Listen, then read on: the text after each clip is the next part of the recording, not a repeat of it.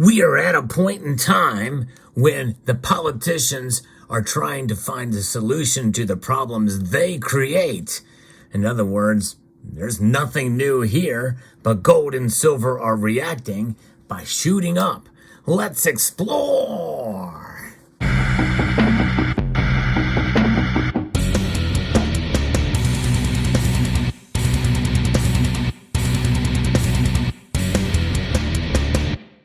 And what do you hear about this solution that they have to this debt crisis that they caused? I'm going to be referencing a couple of pieces here. One from Kitco that talks about the gold is testing some resistance here at over $1,900 an ounce. It is sitting right around $1,920 as I record this video, $1,920, up over 1% as of the day. The gold market has pushed to new session highs on Friday after the U.S. Treasury Secretary Janet Yellen said the United States would likely hit its statutory debt limit on January the 19th. The warning has created some renewed safe haven demand for the precious metal. February gold futures last traded at $1,919.90. Seems like there's some resistance level there, and that's up over 1% for the futures market. At the same time, analysts have said that the $1,920 level represents a significant resistance point. In a letter to Congress, Yellen said that as early as next week, the Treasury would be forced to take extraordinary measures to prevent a default. And by the way, before we continue here, let's see, silver's price is up 2% now, up almost 50 cents today to $24.35 for the ask price. Gold and silver are shining for all the right reasons as monetary metals. It is something to see, both these metals. And in fact, I tell you what, gold is now starting to into flirtatious territory with its all-time high at just above $2,000 an ounce. Still got a little ways to get there, but it is up pretty dramatically. I tell you what, the last couple of gold purchases I made, it looks like I timed those just right. But nonetheless, once this debt limit is reached, the Treasury will need to take certain extraordinary measures to prevent the United States from defaulting on its obligations, Yellen said in the letter. Let that sink in, folks, because we're going to talk about this based off of something now that I should have created a playlist for, because I've done several videos about this topic, and I'm going to get to that later, so stay tuned. And by the way, while you're here, press that thumbs up button down there somewhere. It does help, and if you haven't subscribed already, I hope you will consider doing so. She urged lawmakers to act quickly to raise the debt ceiling, but said Congress should have a few months to resolve the issue. While Treasury is not currently able to provide an estimate of how long extraordinary measures will enable us to continue to pay the government's obligations, it is unlikely that cash and extraordinary measures will be exhausted before early June. So we have a few months anyway before these extraordinary measures will be used. And I'm going to explain exactly what those extraordinary measures could be, because I believe that it is something that Mrs. Yellen has balked at before. But anyways, we'll get to that in a moment. The issue of the U.S. debt limit garnered new attention at the start of the year as it became a sticking point during the House of Representatives speakership vote. Some members of the Republican Party conditioned their vote for House Speaker Kevin McCarthy on deep spending cuts accompanying any rise in the debt limit. Economists and political analysts have said that the Republican small majority in the House could complicate negotiations on the debt ceiling, raising the risk that the nation defaults on its obligations. In an interview with Bloomberg, Thomas Simmons, an economist at Jefferies, said the near deadlock in the House almost completely eliminates any chance of being handled smoothly, which was already pretty low. Well, I tell you what, I'm going to make a prediction right here. There's not going to be a crisis. It's the perceived crisis. My feeling is that the Republicans will capitulate and raise the debt ceiling just like they have done every other time. It's really sickening, but that is where we are at. But if we go back through here in this interesting debate, I think that part of the reason is because of what Janet Yellen is making in her veiled threat. What is her veiled threat center around? This metal right here. That's right. platinum. This is a platinum 1 ounce eagle, and you can see the denomination there, $100. It is the first coin to have a $100 denomination on it when it was first minted in 1997. Now this coin at that time was worth more than gold. Now it is worth less than gold. But there's a loophole in the legislation that means that the United States government and the Secretary of the Treasury could in fact utilize platinum in a very special way. I'm going to read to you from this particular piece here from Forbes. When Kevin McCarthy became Speaker of the House by giving more power to hardcore conservatives, we face a looming crisis with the federal debt ceiling has to be raised later this year.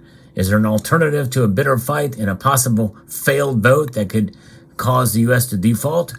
Can the Treasury Department mint $1 trillion platinum coin and deposit it with the Federal Reserve? Well, that's what they think. Remember, the U.S. is essentially the only country requiring a separate vote to raise the debt ceiling. Most governments assume if spending is legally authorized, and the necessary funds must be made available, either through taxes or borrowing. And although the debt ceiling fight will focus on Republican demands for deep spending cuts, raising the ceiling wouldn't authorize any new additional spending. It's just accounting, making funds available to cover expenditures Congress already has authorized into law. And some Republican leaders have signaled that they want deep cuts in Social Security and Medicare as the price for debt ceiling negotiations. Representative Jason Smith, the new chairman of the powerful tax-writing Ways and Means Committee, has made tough statements about cutting spending and rejecting compromise. Smith is a member of the conservative House Republican Study Committee, which last year issued a report calling for higher Medicare and Social Security eligibility ages, along with cuts in disability insurance. Republicans have also hinted at partial or total privatization of Social Security, a proposal that politicians usually avoid. But Joe Biden and the Democrats will push back strongly against any cuts to Social Security and Medicare. I don't know why this article is focusing on that. There are plenty of other ways that we can cut spending, plenty of other than Social Security and Medicare. Those are the linchpin issues, the political third rails, and Forbes is talking about that. I really don't understand, but nonetheless, that's what gets the balls rolling, and Forbes is supposed to be a conservative publication, but nonetheless, the Republicans only hold a 9-seat advantage in the House. Many few moderate Republicans vote with the Democrats to raise the ceiling. Might a few, and I think they will. I believe they will. But the one thing here, the $1 trillion platinum coin, it may sound like a gag, but there are serious people who argue the Treasury Secretary has legal authority to mint such a coin, and I've covered it in prior videos on this channel, without raising the debt limit. The idea goes like this. A 1996 law allows minting coins for sale to collectors. That created the 1997 platinum coin. And that was the bullion coin, by the way, that was issued from the United States Mint, improved version and uncirculated version for bullion investors. So they could use it to back up government spending without raising the debt limit. The law gives the Treasury Secretary discretion on the coins, specifications, designs, varieties, quantities, and denominations, and inscriptions. The key here is denominations. Other coinage provisions are specific in value, but the platinum bullion coin provision doesn't specify any amounts or the size. In other words, it would not be some big, huge, massive coin that would roll down the halls of Congress, as such as Obama has suggested. Although it may sound goofy, the concept has been endorsed by some members of Congress, economic commentators and serious economists like Nobel laureate Paul Krugman, which I don't really consider him very serious, but nonetheless, they see minting the coin as a viable option rather than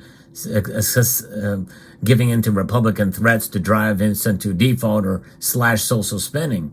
Krugman recognizes the coin as a silly gimmick, but contrasts it to what he calls Republican naked sabotage on the budget process through abuse of the debt ceiling. Other options, there would be other things that they talk about there, but essentially it's something that has been talked about here. And I go to the Business Insider that talks about it as well.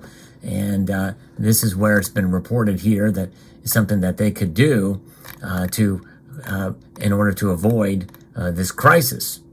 But nonetheless, I think this idea was essentially shot down by Secretary Janet Yellen. And she used to be the Fed Reserve Chair, by the way. But this idea was shot down before. But I believe in her letter, she's using it as a veiled threat that they will take action on it because she would have the authority to issue it. And by the way, what does that actually mean? That what they could do that is they would essentially take this coin. They could, because it's under the discretion of the Secretary of the Treasury, they could be very cost efficient on it. All they would have to do is to take this coin with the same design, exact same design, same exact size, because they don't mint fractional platinum coins anymore. They could do a 1 ounce coin just like this, same design in the obverse and reverse, and all they have to do is just put the word trillion right there above the 100. That's it. Just a little bit of a die strike on there, even laser engrave the word trillion on, even after striking this, and have $100 trillion coin, and we would be able to pay off the entire national debt and then have all this money left over. That's all they would really have to do. Or else they could just mint the coin to whatever the offset the balance is in order to make that happen. And then what would do is it would go into the Fed, and that would be paid, and it'll go into the Federal Reserve and then be shipped back and then melted back down again. So the coin would not last very long. It would just go through the motions. But nonetheless, it is a wacky idea, as Barack Obama once called it in 2017. And the Treasury Department would mint this platinum coin, deposit it into the Federal Reserve, and then after that, the Federal Reserve would I guess have it melted down, and then the process could start all over again. A gimmick. Once it's done, it opens up a red herring, though. It'd be a very serious thing, but I think at this point in time, the Treasury Secretary and the Biden administration would just as well do that, because it would be, quote, legal to for a couple of different reasons. Number one, it would take some of the focus off of the recent documents that have been discovered, the classified documents in the Biden administration, but it would also pretty much give them the authority, or give them this idea that they would be able to do what they can do without any Republican support. And my guess is they would do that. Now, if this does happen, it would be very interesting to see what happens to platinum prices. I don't think platinum's prices would necessarily go up because of this. It just depends on how much the media were to put focus on this to see. But one would think that the prices of platinum would skyrocket because of this, but I don't know. Nonetheless, there it is. So is that a possibility? I don't know. I think it's a veiled threat by our Treasury Secretary. We'll see how it plays out. Let me know what your thoughts are on this situation, but this is why gold and silver are up today, because of the prospect of a debt crisis, among other things, I believe. And let me know what your thoughts are on the markets, and what do you think about this platinum coin idea? I would like to extend a multitude of gratitude to all of you for taking the time to watch this video, and to encourage you to please rate, share, comment, and subscribe.